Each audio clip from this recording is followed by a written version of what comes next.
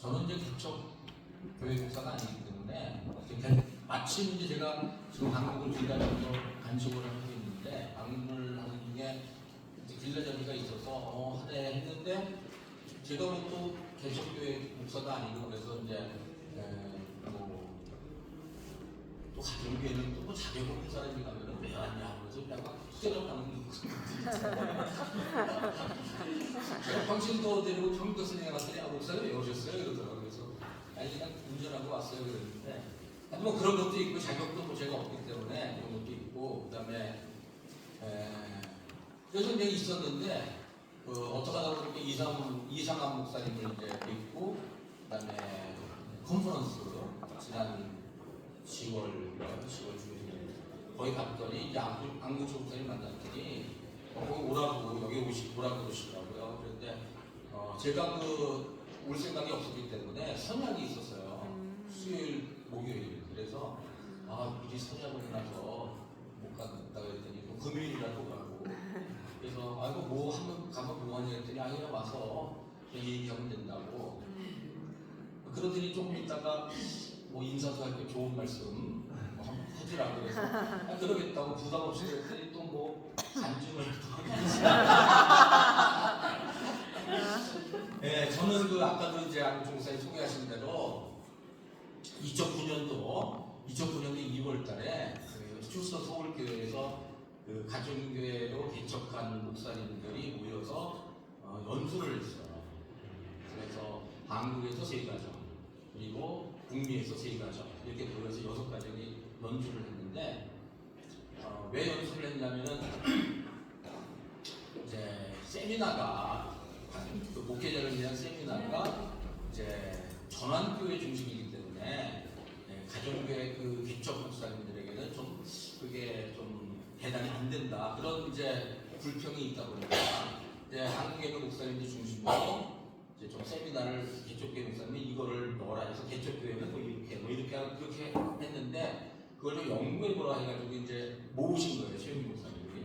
그래서 모으셔서 이제 저보고 보라 그러더라고요. 저는 개척교회 목사가 아닌데 그래서 그러면서 거기서 뭐 제가 리더로서 뭘 하라고 그러더라고요. 있으라고 그러더라고요. 그래서 알았다고 뭐 최영희 목사님도 한번 시킬 때도 해야지 부담이 꽤 있잖아요. 그래서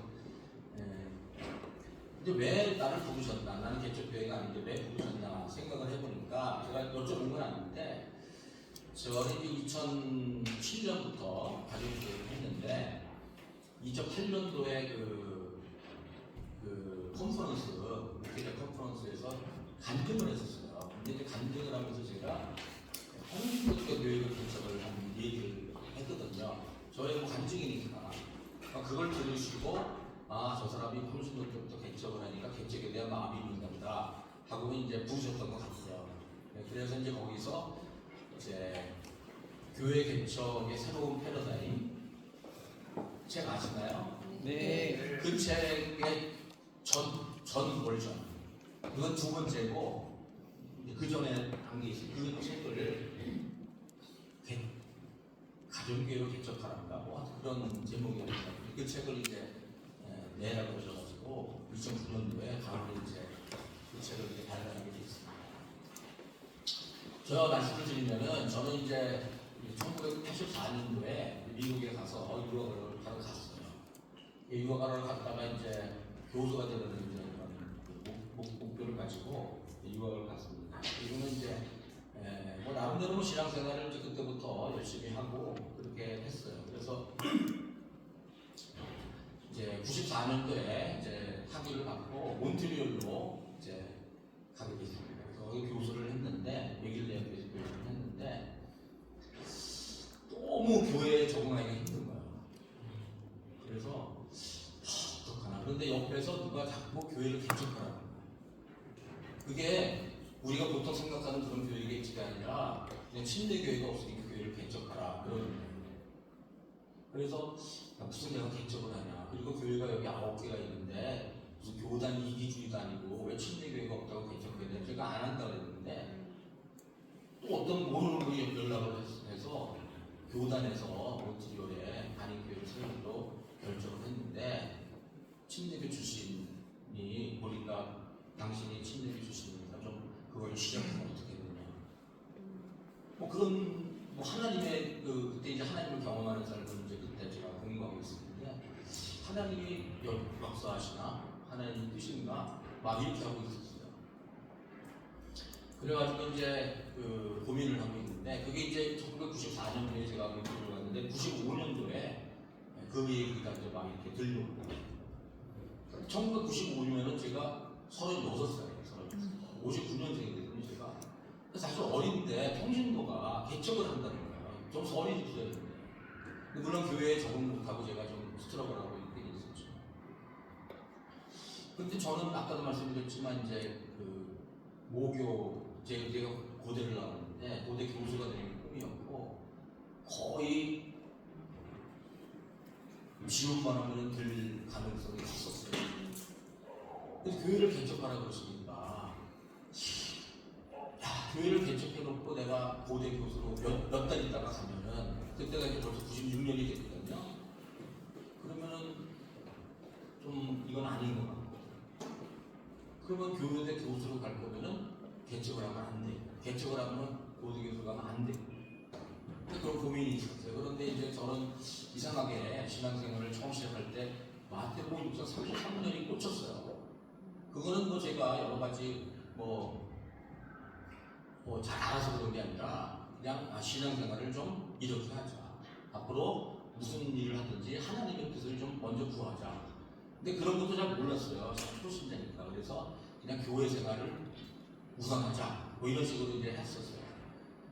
근데 그러고는 신앙생활을 하면서 교회 생활을 열심히 하고 어려움이 또 닥치고 그랬지만 하나님이 참 정말 그 뒤에 나오는 그리하며 이 모든 것을 너에게 더하시리라 하는 것을 저는 생각 안 하고 앞에 부분만 가지고 신앙생활을 했는데 나중에 그런 것들이 다 이루어져요. 그래서 이제 뒤에 말씀을 드리려고 했던 건데 지금 말씀을 드리면은 우리가 이제 개척교회를 하면은 이건 주소가 없을 거예요. 그래서 뭐 준비를 안 했기 때문에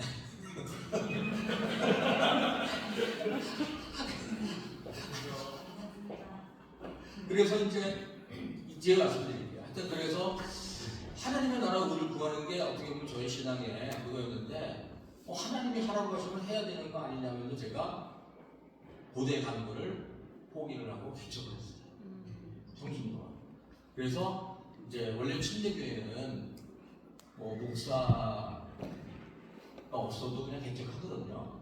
아시는지 모르겠지만 미주에 북미에서 그래요. 목사 없어도 그냥 평신도가 목사로서 이제 훈련 받으면 그냥 이렇게 하고 그러는데 근데 또 한국 분들은 그게 아니에요. 교회가 없는데 뭐 성신도가 목사한다 그러면 뭐 이단 법을 받아서 목사님을 모시고 한테 개척을 했어요. 97년도 1월달에 개척을 했어요. 근데 이제 그때 그 한국에서 오시는 목사님이 이런 교회를 해봅시다 하면서 책을 2개를 소개시켜줬는데 그게 가족교회 책하고 별난 책이었어요. 이남아 목사님 보니까 비슷한데 어쨌든 너무 막 마음이 오더라고요. 그렇지 않아도 교회를 이렇게 하면 되느냐 막 스트럭을 하고 개척하면 좋은 교회를 세워야 되는데 또 구체적인 걸 했어요. 그래서 그렇게 했어요. 비슷하게 했어요. 세미나는 담임 목사님 못 가져가지고 이국을 못해서 못했지만 책 보고 비슷하게 그래도 그런 식으로 좀 했어요. 그러다 보니까 이제 저도 좀 힘에 붙이고 이중 좀 하다 보니까 그래서 신학을 좀 해야 될 때가 됐나 이제 제가 2002년도에 신학교를 갔어요.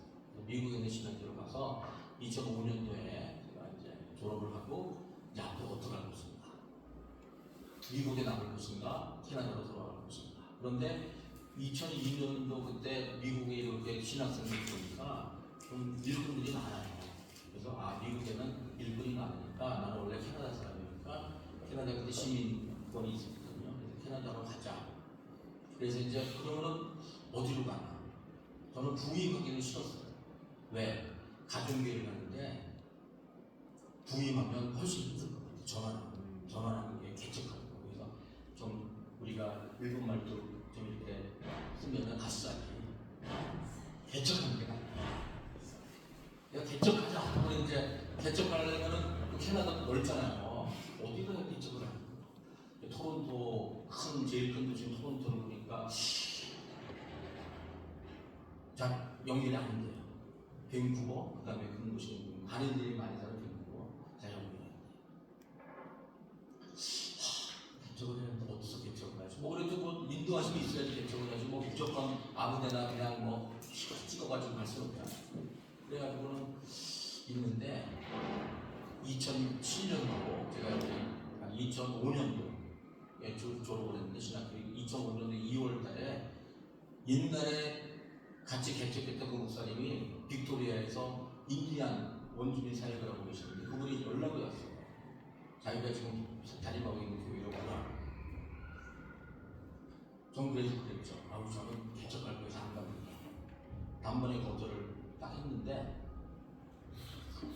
그 얘기를 하면서 제가 갑자기 생각이 드는 거예요. 아니 혹시 하나님의 음성일지 모르는데 내가 너무 급하게 얘기하는 거 아닌가? 그래서 일주일 동안 기도해보고 말씀드렸다고 저는 거절했다. 그러고 이제 하는데 또 하나님이 두 가지를 보여주시는데 하나는 그때 이제 그 분립개척이라는 게 나왔어요.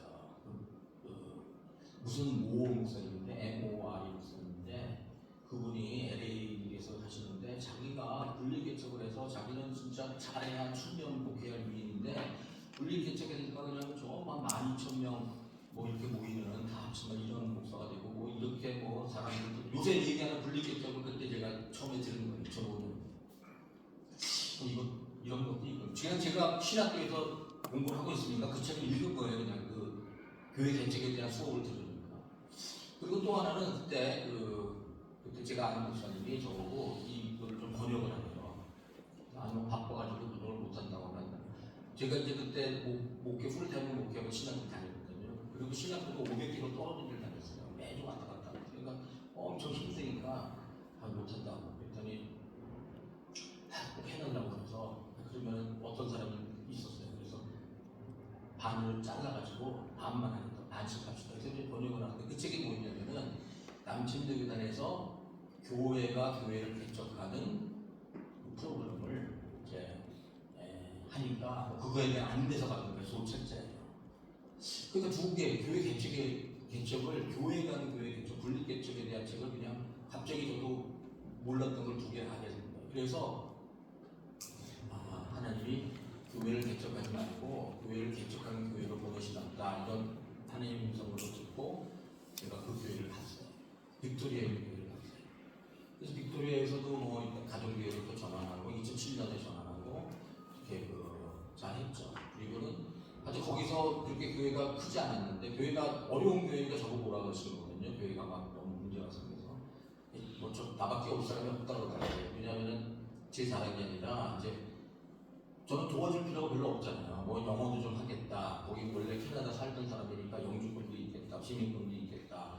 뭐 그러니까 한국에서 누굴 데리고 오면 뭐 다 이렇게 또 도와줘야 되고 뭐 적응해야 되는데 그런 게 필요 없고 뭐 바로 일할 수도 있고 그러니까 이제 갔어요. 그래서 근데 이제 그래도 하나님이 교회를 개척하는 교회라고 그러니까 열심히 교회를 개척했어요. 제 교회를 개척을 했어요. 분리 개척 같이 하는 거 우리가 도와주고 교인도 보내고 이렇게 해가지고 그래서 이제 교회를 잘 이제 뭐 이렇게 하다가 또 이제 어려움이 왔어요. 이런저런 일로 어려움이 와서 제가 2017년도에 사임을 했어요. 사임을 하면서 빅토리아 근처에 밴쿠버가 큰 데가 있어요. 밴쿠버로 나가서 개척을 하죠. 드디어 내가 일생의 꿈인 개척을 이제는 내가 할 수 있구나 하고 이제 개척을 하러 딱 갔는데 그래서 개척지를 알아보려 이제 제가 밴쿠버를 나갔어요. 밴쿠버를 나가서 밴쿠버도 크잖아요. 뭐 서울까지 크거든요. 그러니까 뭐 어디 아무데나 갈 수 없으니까 지역이라도 좀 하자 해서 좀 이렇게 지역 이렇게 뭐 비전주의 비슷하게 갔어요. 그리고는 그 집에서 이제 거기서 하룻밤을 잤는데 그 잔 집이 어디냐면은 그 몬트리올 목사님이 이제 인디언에서 가시고 부임으로 오신 목사님이 계셨는데 제가 1년 동안 같이 있었는데 그분이 몇 년이 돌아가셨어요. 그래서 사모님이 밴쿠버 가서 사셨어요. 그 집에서 제가 묵은 거예요. 저기 사모랑 같이 이렇게 아내랑 같이. 그랬더니 그분이 갑자기 목사님 몬트리올 교회 목사님 사임하셨대요. 목사님이 몬트리올 교회 가세요 그러는 거예요. 그래서 제가 뭐라고 그랬어요? 저는 개척할 거예요. 안 가요. 사모님이 가세요. 거기 무덤도 목사님 무덤도 거기 있는데. 근데 장로님이 전화하셔서 몬트리올 교회 장로 와달라는 거예요. 지금 교회가 어려워서 목사님이 사임하셨는데 저 올 수 없다. 제가 이제 사임했다는 얘기를 그때 처음 하니까 서로 이제 그 때가 맞아요. 그래서 하여튼 또 안 간다고 그랬죠. 그랬더니 그 청년이 있었어요. 제가 그 대학생 때 가르쳤던 성경 공부했던 청년이 그때 우리가 목사님 교회를 개척하고 그러면서 비전이 있었고 뭐 성교에 대한 비전 정말 그런 교회에 대한 비전이 있는데 저는 아직도 그거를 잊지 않고 있어요. 그래서 교회 개척을 한번 하는데 그것까지 책임을 져야 돼. 그래서 내가 그래도 교회 개척 그때 하면서 제가 한 건 아니지만 주도를 하면서 그런 마음을 가지고 했는데 아직 거기 있는 교회들이 그 마음을 가지고 있다는데 내가 가야 되겠구나. 그래서 제가 지금까지 길게 말씀드린 이유는 뭐냐? 교회 개척은 하고 싶어도 못한다. 여러분 그걸 아죠? 교회 개척은 하고 싶어도 못한다. 그러면은 교회 개척을 누가 되시키나? 물론 저도 이제 평신도 때 하긴 했지만 할 만한 사람이 시키는 거예요. 그래서 여러분이 교회 개척을 하신다는 것에 대해서 어떻게 생각하시는지 모르겠어요. 제가 처음에 소개하시는 그거를 좀 들었으면 좋았을 텐데 교회 개척은 특권입니다. 그리고 끝까지 하세요. 저는 인생을 생각할 때 제가 성공했다는 생각을 요새 해요. 아니, 성공할 거라는 생각을 해요. 아직까지는 이제 왜냐하면 우리 교회가 이제 가정교회 제가 이제 2017년에 가서 2018년에 가정교회로 전환했는데 한 1년 반 지나니까 코비드가 온 거예요. 여러분 뭐 가정교회 뭐 아시다시피 한번 전환하면 5년은 이게 좀 걸리잖아요. 시간이. 1년 만하고 딱 스타게 됐으니까 그냥 어떻게 해? 뭐 다 아시다시피 코비드 때 어떻게 해야 될지 모르잖아요. 저도 뭐 어떻게 해야 될지 모르고 가만히 있었죠. 그리고 코비드가 끝나고 보니까 1년이 아니 그 상태가 나빠진 거예요. 2년을 안 보입니다. 그래서 코비드 시작할 때로 다시 회복을 하려면 최소한 1년의 시간이 걸리겠다. 그래서 1년을 정비하고 뭐 이래가지고 이제 저걸 했는데 가정교회가 지금 잘 되어 나오네요. 그거 이제 왜 그런지는 제 아내가 얘기를 좀 할 텐데. 그래서 지금 생각이 뭐냐? 그렇게 가정교회가 잘 되고 뭐 이럴 때 그래도 바르게 하고 그럴 때 은퇴를 하죠. 가정교회 하다가 은퇴하는 게 저는 가장 큰 성공이라고 생각해요. 여러분에게 부탁드리고 싶은 거는 끝까지 하세요. 끝까지. 성공은 없어요. 저도 뭐 교회가 별로 안 커요. 성인이 한 50명, 애들 한 40명, 뭐 많이 나오면 100명 좀 나오고 많이 나오면 한 80명 나오고. 물론 이제 교회가 처음에 시작할 때 좀 어렵게 시작하긴 했지만, 근데 그 안에서 일어나는 역사하시는, 그러니까 우리가 여러분 저는 경영학을 전공했거든요.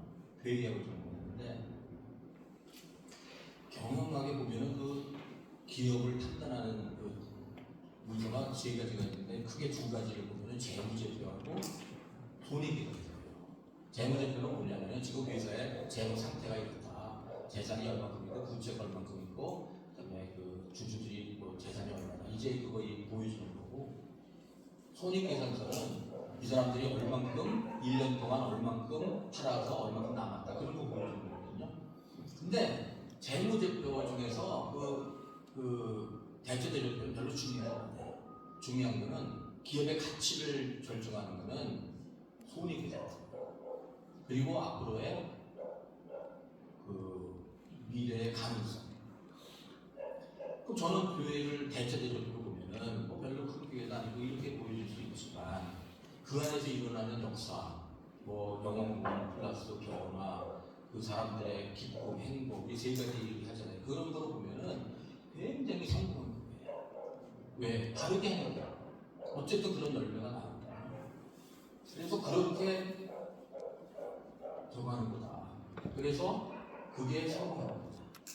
그래서 저는 여러분이 첫 번째로는 가정교회로 개척한 거는 꼭 가정교회가 아니더라도 개척한 거는 여러분이 특권 기억하시고, 두 번째는 가정교회 하시다가 힘들죠. 특히 개척교회는 얼마나 힘들어요. 그런데 포기하지 마세요. 그게 다 돼요.